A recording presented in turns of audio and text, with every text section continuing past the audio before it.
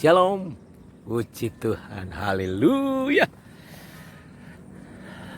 Kisah tentang Yusuf dan saudara-saudaranya cukup menarik untuk kita renungkan, Bapak Ibu Saudara.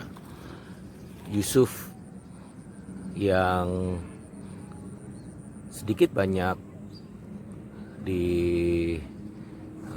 disayangi lebih dari saudara-saudaranya yang lain, menyebabkan disayangi oleh Yakub ayahnya melebihi saudara-saudara yang lain, menyebabkan saudara-saudaranya itu iri, dengki, benci begitu ya. Sampai ketika Yusuf pun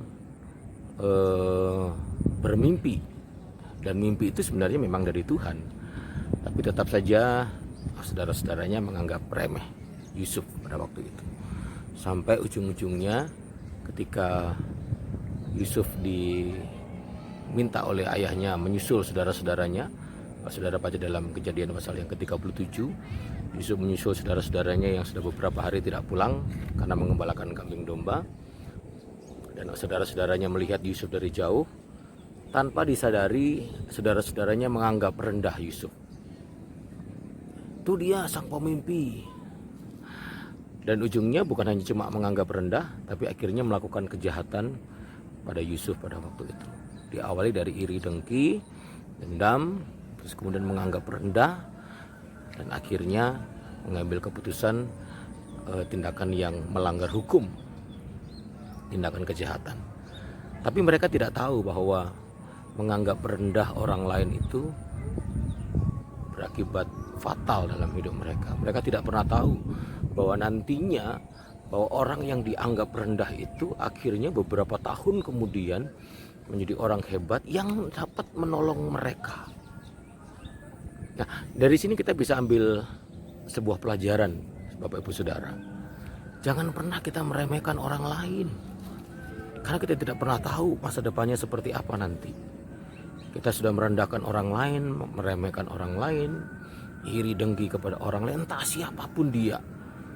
Mungkin menurut pandangan kita hari ini, karena kondisinya kita lebih tinggi dari dia, kita anggap remeh dia.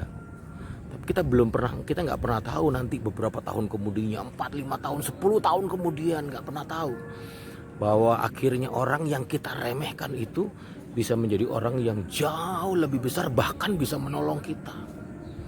Sebab itu firman Tuhan ingatkan, jangan pernah meremehkan orang lain. Yesus berkali-kali ketika ketemu dengan orang-orang Farisi, ketemu dengan orang-orang Yahudi pada waktu itu, dia selalu mengingatkan.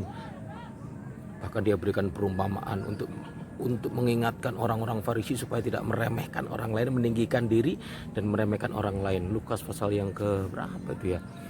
Dikatakan bahwa dia berikan contoh seperti orang yang sedang berdoa, orang Farisi yang sedang berdoa dan pemungut cukai yang sedang berdoa. Sebab itu saudara, jangan pernah kita meremehkan orang lain, karena kita tidak pernah tahu masa depannya seperti apa.